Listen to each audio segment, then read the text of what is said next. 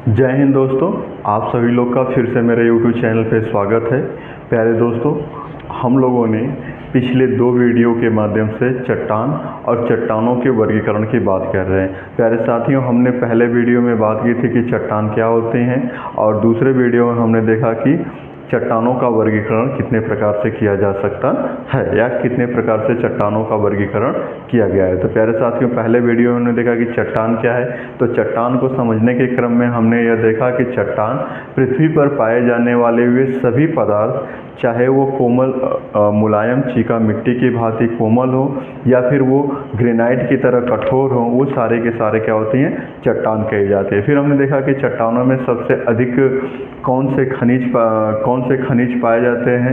तो हमने देखा कि उसमें फेल्सपार है, अभ्रक है, क्वार्टाजाइट है, पायरॉक्सिन्स है, एम्फीबोल्स है, ओलिवियन है। ये 6 प्रकार के जो खनिज हैं चट्टानों में सर्वाधिक पाए जाते हैं। इसके बाद अगले वीडियो में हमने चट्टानों के वर्गीकरण की बात की, जिसमें हमने देखा कि चट्टानों को 3 भागों में, आग्नेय चट्टानों में, अवसादी चट्टानों में और कायांतरित चट्टानों में विभाजित किया जाता है। और इस विभाजन में जो पहली चट्टान थी, आग्नेय चट्टान थी, उस आग्नेय चट्टान को हमने पढ़ने का क्रम जारी रखा। तो आग्नेय चट्टानों से हमने शुरुआत की। फिर हमने देखा कि आग्नेय चट्टान क्या होती है। तो हमने यह देखा कि ज्वालामुखी उद्गार के समय निकलने वाला जो लावा और मैग्मा होता है, उसके ठंडा होकर जमने और ठोस होने की प्रक्रिया से जो चट्टान का निर्माण होता है, उसे हम आग्नेय चट्टान की संज्ञा देते हैं। फिर हमने आग्नेय चट्टान की विशेषताओं की बात देखी, जिसमें हमने यह देखा कि आग्नेय चट्टान को प्राथमिक चट्टान कहते हैं।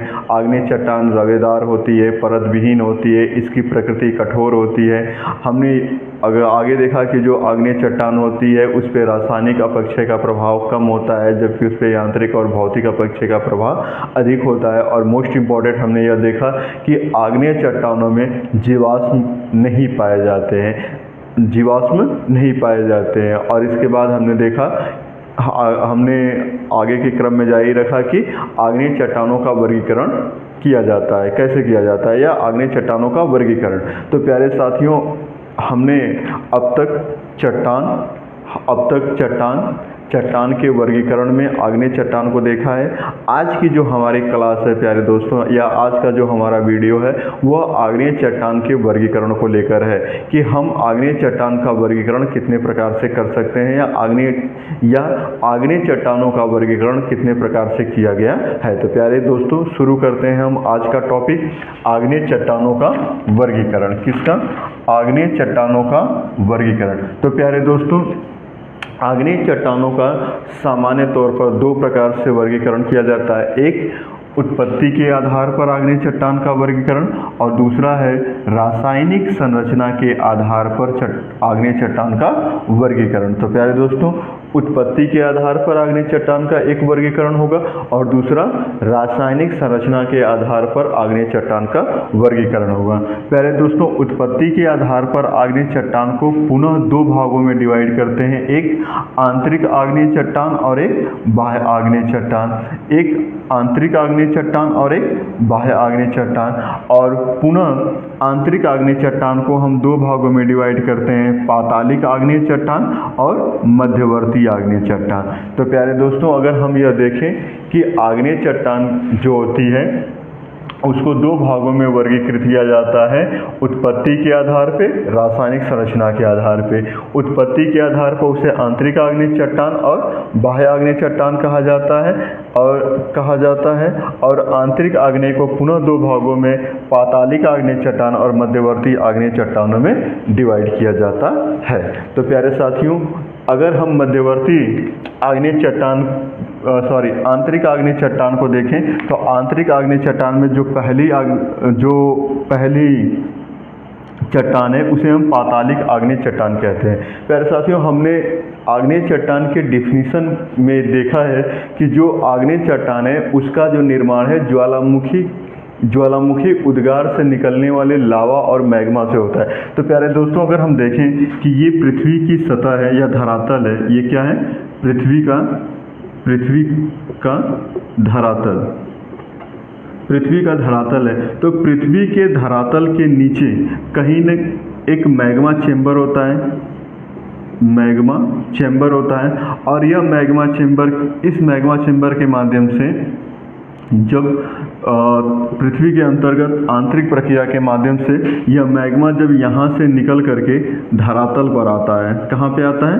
धरातल पर आता है। तो इसी प्रक्रिया को हम क्या कहते हैं? ज्वालामुखी प्रक्रिया कहते हैं। तो प्यारे साथियों, जो पातालिक आग्नेय चट्टान है, जो पातालिक आग्नेय चट्टान है, तो पातालिक आग्नेय चट्टान इसका निर्माण अधिक गहराई में होता है।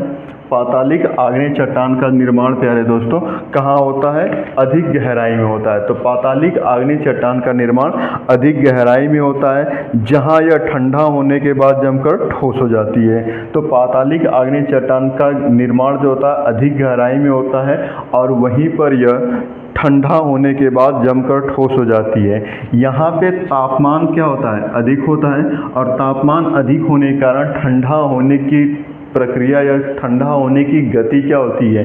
धीमी होती है, जिस कारण इसमें रवे बड़े पाए जाते हैं, इसमें रवे अधिक तथा बड़े मिलते हैं। और इसका एग्जाम्पल जो है हमारे पास वो है ग्रेनाइट है, ग्रेबो है, डायोराइट है। ग्रेनाइट, ग्रेबो और डायोराइट हमारी पाताली आग्नेय चट्टान के क्या है? एग्जाम्पल्स हैं। अगर हम दूसरे की बात करें मध्यवर्ती आग्नेय चट्टान, तो मध्यवर्ती आग्नेय चट्टान वे चट्टान होती हैं जब मैग्मा ज्वालामुखी प्रक्रिया के दौरान बाहर न निकल करके, मैग्मा ज्वालामुखी प्रक्रिया के दौरान धरातल के ऊपर ना आकर के मध्यवर्ती भागों में ही क्या हो जा रहा है? जमा हो जाता है। मध्यवर्ती भागों में ही धरातल और मैग्मा के बीच का जो ये मध्यवर्ती भाग है, इस मध्यवर्ती भाग में ही जब मैग्मा क्या होता है? जमकर ठंडा होकर ठोस हो जाता है, ठोस रूप धारण कर लेता है, तो उसे हम क्या कहते हैं? मध्यवर्ती आग्नेय चट्टान कहते हैं। तो कह रहा है कि जब मैग्मा धरातल पर न पहुंचकर, जब मैग्मा धरातल पर न पहुंचकर मार्ग में मिलने वाली संधियों या दरारों में, जब मैग्मा धरातल पर न पहुंचकर मार्ग में मिलने वाली संधियों और दरारों में अथवा तलों में जमकर ठोस हो जाता है, तो ऐसी चट्टानों को मध्यवर्ती चट्टान कहते हैं। तो मध्यवर्ती चट्टान का मतलब है कि मैग्मा बाहर न निकल करके यहीं पे दरारों या संधियों या तलों में जमकर क्या हो रहा है? ठोस रूप धारण कर रहा है। तो उस चट्टान को हम क्या कहेंगे? मध्यवर्ती आग्नेय चट्टान कहेंगे।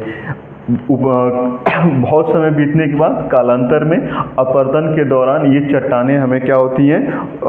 धरातल पर दृष्टिगोचर होने लगती हैं या धरातल पर दिखाई देने लगती हैं। मध्यवर्ती चट्टानों में बात करें तो मध्यवर्ती चट्टानों में लैकोलिथ, जिसको हम छत्रक शिला भी कहते हैं, डाइक, जिसको भित्ति शिला कहते हैं, पत्रक या पत्र शिला या सिल्क जिसको कहते हैं, लैपोलिथ, फैकोलिथ और बैथोलिथ जो चट्टानें होती हैं वह मध्यवर्ती आग्नेय चट्टानों के अंतर्गत आती हैं। तो प्यारे दोस्तों, मध्यवर्ती आग्नेय चट्टान के अंतर्गत laccolith, dyke, sill, lapolith, phacolith, lopolith और बैथोलिथ नाम की जो चट्टानें हैं वह मध्यवर्ती आग्नेय चट्टान के अंतर्गत आती हैं। यदि हम बात करें कि लैकोलिथ क्या होता है? लैकोलिथ इसी को हम छत्रक शिला भी कहते हैं, छत्र शिला कहते हैं। इसको क्या बोलते हैं? छत्र शिला। तो लैकोलिथ की अगर हम बात करें जो मध्यवर्ती आग्नेय चट्टान है, तो यह लावा का गुंबदाकार जमा होता है। क्या? लावा का गुंबदाकार जमा।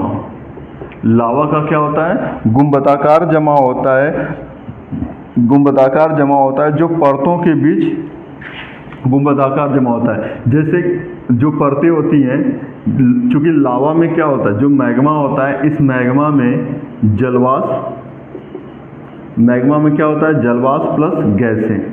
मैग्मा में सर्वाधिक मात्रा में जलवाष्प और गैसें होती हैं। जब मैग्मा परतों के बीच प्रवेश करता है, तो परतों के बीच प्रवेश करने के कारण जलवाष्प और गैसें ऊपर उठने का प्रयास करती हैं, तो यह परतों को गुंबद के रूप में क्या करती हैं? उठा देती हैं। गुंबद के रूप में क्या करती हैं? उठा देती हैं। और इसी गुंबद में जब आकर मैग्मा जमा हो जाता है, तो इसी से लैकोलिथ का निर्माण होता है।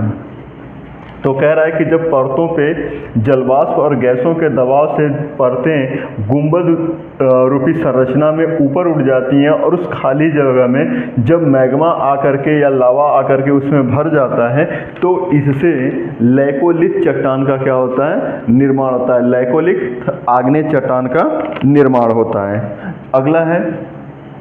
अगला जो हमारा है वो है भित्ति शिला।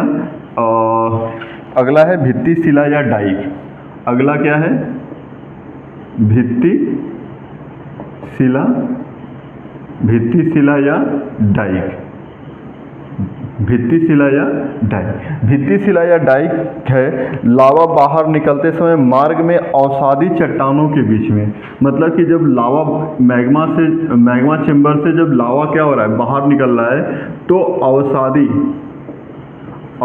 चट्टानों के मध्य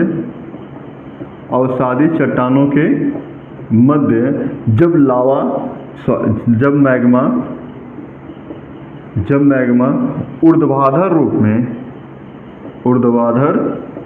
रूप में जमकर ठोस हो जाता है।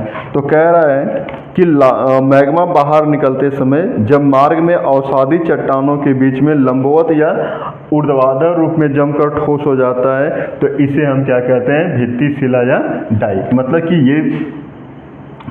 ये इस तरह से कुछ लंबवत रूप में जब मैग्मा क्या होगा, जमा हो जाएगा तो उस सीधा लंबवत धरातल से ठीक सीधा हो जाएगा तो उसे हम भित्ति शिला या डाइक कहेंगे।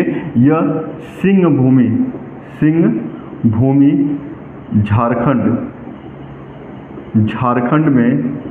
झारखंड में सर्वाधिक मिलते हैं। इनकी संख्या झारखंड में सर्वाधिक मिलती है। अगला है पत्र या पत्रक शिल्प, जिसको हम सिल्क बोलते हैं। पत्र या पत्रक शिल्प या जिसको हम पत्रक शिला या जिसको सिल बोलते हैं, सिल।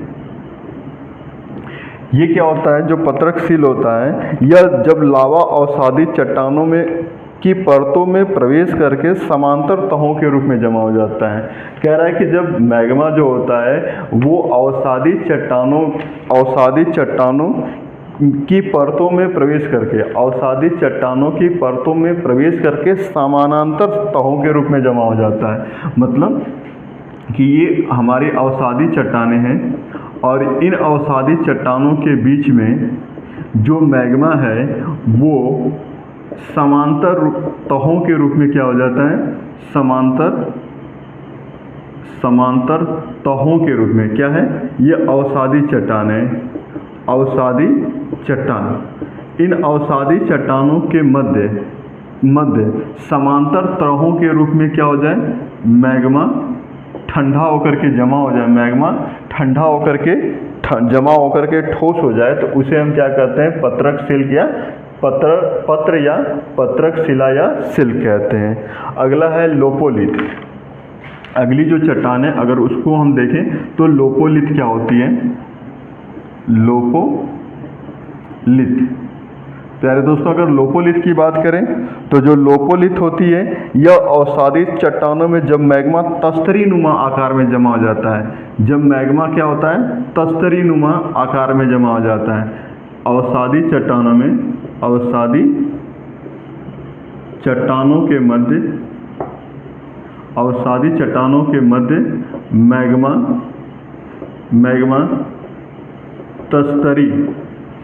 मैग्मा जो होता है वो तस्तरी नुमा आकार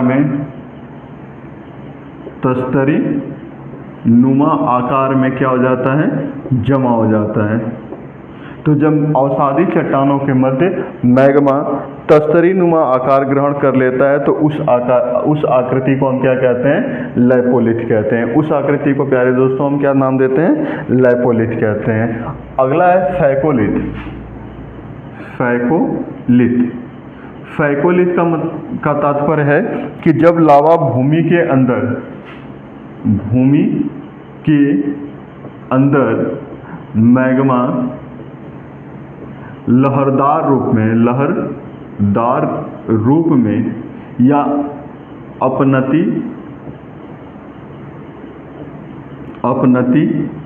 या अभिनति के रूप में मैग्मा जमा हो जाता है तो उसे हम क्या कहते हैं, फैकोलिथ कहते हैं। जैसे लहरदार रूप में इस तरह से अगर मैग्मा क्या हो जाता है, जमा हो जाता है, तो इसको हम क्या बोलते हैं, अपनति और अभिनति के अंतर्गत यदि मैग्मा जमा हो जाता है, इसको बोलते हैं अपनति और इसको बोलते हैं अभिनति। ये क्या होता है, अपनति, और ये क्या होता है, अभिनति। तो अपनति और अभिनति के रूप में जब मैग्मा क्या होता है, जमा हो जाता है, तो उसे हम बोलते हैं फैकोलिथ बोलते हैं। और लास्ट हमारा है बैथोलिथ। बैथोलिथ ये है कि जब मैग्मा पृथ्वी के धरातल से बहुत अधिक गहराई में, धरातल के नीचे बहुत अधिक गहराई में काफ़ी बड़े ढाल के रूप में गुंबदानुमा आकार में क्या हो जाता है, जमा हो जाता है। ये काफ़ी बड़ा होता है और इसका ढाल होता है और ये एक गुंबदाकार रूप होता है। ये जो हमारा लैकोलिथ होता है, जो लैकोलिथ हमने देखा था, पहला जो चट्टान थी हमारी कौन सी, लैकोलिथ और बैथोलिथ दोनों क्या होती हैं, सेम होती हैं, लेकिन लैकोलिथ जो होती है वो धरातल से कम गहराई पर होती है, जबकि बैथोलिथ जो होती है वो धरातल से अधिक गहराई पर होती है। अर्थात जो मैग्मा चेंबर होता है, मैग्मा चेंबर ही जब ठंडा होकर के ठोस होकर गुंबदाकार रूप ले लेता है तो उसे हम क्या बोलते हैं, बैथोलिथ। तो प्यारे दोस्तों, हमने देखा कि उत्पत्ति के आधार पर आग्नेय चट्टान जो होती है वो पातालिक आग्नेय चट्टान होती है और मध्यवर्ती आग्नेय चट्टान होती है। मध्यवर्ती आग्नेय चट्टानों में हमने laccolith, dyke, sill, lapolith, phacolith और बैथोलिथ जैसी चट्टानों को देखा। अब हम आते हैं बाह्य आग्नेय चट्टानों पे। तो जो हमारी बाह्य आग्नेय चट्टान है, तो बाह्य आग्नेय चट्टान से तात्पर्य यह है कि जब ज्वालामुखी के उद्गार के समय मैग्मा धरातल पर आ जाता है, मतलब कि जब ज्वालामुखी का उद्गार हो रहा है तो ज्वालामुखी का उद्गार होने के क्रम में ये जो मैग्मा है, मैग्मा निकल कर कहाँ आ जाए, धरातल पर आ जाए। कहाँ आ जाए, धरातल पर आ जाए। तो धरातल पर आ जाने से, वह ठंडे हो जाने से जिन चट्टानों का निर्माण होता है उसे हम क्या कहते हैं, आग्नेय चट्टान कहते हैं। अर्थात ज्वालामुखी उद्गार के समय मैग्मा जब धरातल पर आकर के ठंडा होकर के ठोस रूप धारण कर लेता है तो उससे निर्मित चट्टानों को हम क्या कहते हैं, बाह्य आग्नेय चट्टान कहते हैं। और इसका एग्जाम्पल है बेसाल्ट चट्टानें। इसका एग्जाम्पल क्या है, बेसाल्ट चट्टानें। इसके बाद आग्नेय चट्टानों का जो दूसरा वर्गीकरण है वह रासायनिक संरचना के आधार पर है। किसके आधार पे, रासायनिक संरचना के आधार पे। रासायनिक संरचना के आधार पे आग्नेय चट्टानों को दो भागों में, अम्लीय आग्नेय चट्टान और क्षारीय आग्नेय चट्टानों में डिवाइड किया जाता है, बांटा जाता है। तो अम्लीय आग्नेय चट्टानें वे आग्नेय चट्टानें होती है जिनमें सिलिका की मात्रा अधिक होती है, अर्थात सिलिका की मात्रा 65 से 85% होती है। ऐसी आग्नेय चट्टानों को हम क्या कहते हैं, अम्लीय आग्नेय चट्टान कहते हैं। इसके अंतर्गत ग्रेनाइट, रायोलाइट, पिच स्टोन आती हैं। तो जो अम्लीय आग्नेय चट्टान है इसमें सिलिका की मात्रा अधिक होगी, वो 65 से 85% होगी। और इसके अंतर्गत जो चट्टान आएंगी वह ग्रेनाइट, रायोलाइट और पिच स्टोन है। और दूसरा हमारा जो है क्षारीय आग्नेय चट्टान है। क्षारीय आग्नेय चट्टान में सिलिका की मात्रा क्या होगी, कम होगी। क्षारीय आग्नेय चट्टान में सिलिका की मात्रा कम होगी, वो लगभग 45 से 55% के बीच होगी। कितनी होगी, 45 से 55% के बीच होगी। ऐसी चट्टानों को हम क्या कहेंगे, क्षारीय आग्नेय चट्टान कहेंगे। तो दोस्तों, क्षारीय आग्नेय चट्टान में कौन सी चट्टानें आएंगी, बेसाल्ट चट्टानें आएंगी, डोलोराइट चट्टानें आएंगी और ग्रेबो चट्टानें आएंगी। तो दोस्तों, हमने देखा कि आग्नेय चट्टानों का वर्गीकरण। तो आग्नेय चट्टानों को हम उत्पत्ति के आधार पर और रासायनिक संरचना के आधार पर निम्न भागों में डिवाइड कर सकते हैं। तो ये था प्यारे दोस्तों हमारी आग्नेय चट्टानों का वर्गीकरण। तो प्यारे साथियों, ये था हमारे आग्नेय चट्टानों का वर्गीकरण। आग्नेय चट्टानों से जुड़ा हुआ कुछ फैक्ट और भी है, जैसे आग्नेय चट्टानों का भारत के प्रायद्वीपीय भारत में सर्वाधिक विस्तार है।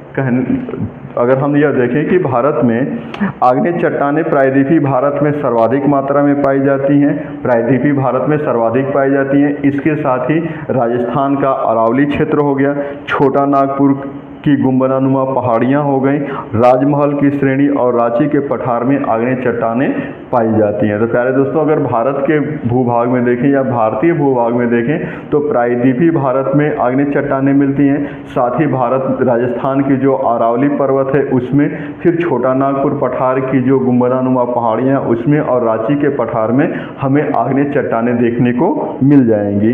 अजंता की जो गुफाएं हैं प्यारे दोस्तों, वो भी आग्नेय चट्टानों को काट करके ही बनाई गई हैं।